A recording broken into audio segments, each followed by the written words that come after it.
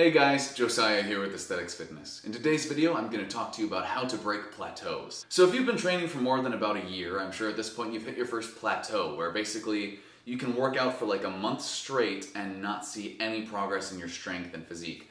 And this is a problem that plagues a lot of people, especially when they've been training for like 2, 3, 4, 5 years, and especially when they've been working with linear progressions, where you just kind of add a little weight each time you work out, add a little weight, add a little weight each time, so you're consistently building up.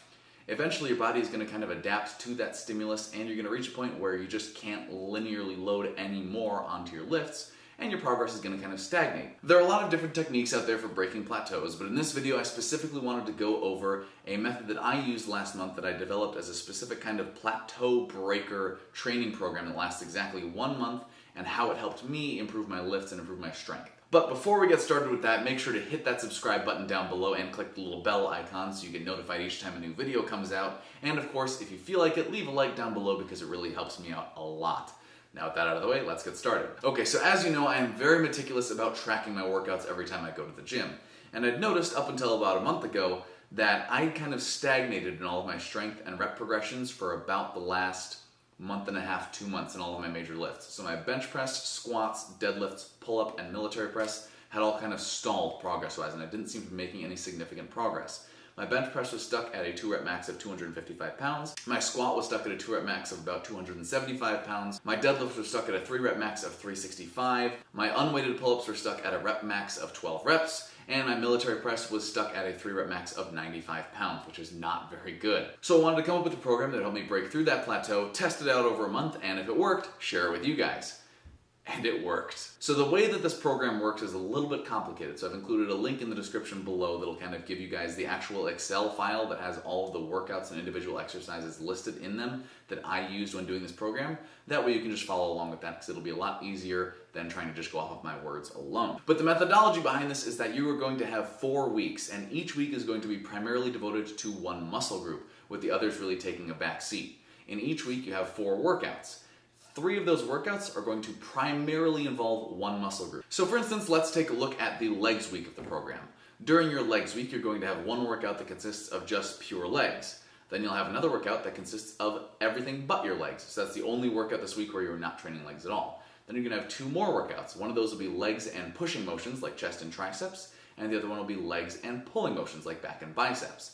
And this concept is going to repeat for each week. So then, for instance, on your back week, you'll have a day that is back and pulling motions, back and pushing motions, everything but your back, and legs and back. And the reason I have it laid out like this is to take advantage of something called overreaching, which is where you have a specific short period of time during which you're going to kind of overtrain a muscle deliberately, so that then you can let it recover over the next weeks and it'll get built back stronger because your body has actually tried to adapt to that increased overwhelming stress that it's undergoing. So that way, in this training program, every muscle group is getting an overreaching week where you're hammering it 3 times, and then 3 kind of recovery weeks where it's going to take a back seat and you're only actually training it sort of 1 to 1.5 times per week. And this varying volume and intensity is what's going to actually help break that plateau by forcing your body to adapt to sort of an overwhelming amount of stress, and then giving it the time that it needs to actually rebuild, fix your muscles, and come back stronger. But none of that matters if you don't see results from this. So what results did I see from this? Well, my bench press went up from a 2-rep max of 255 to a 2-rep max of 275 with a little bit of strength left over. I think I might be able to hit a 3-rep max in my next chest workout. My squat went from a 2-rep max of 275 to a 1-rep max of 305, so I added 30 pounds but lost 1 rep, which I still think is an overall win as far as that's concerned. My unweighted pull-up rep max went from 12 to 14, so I added 2 reps to my unweighted pull-ups after not adding any reps in a month and a half.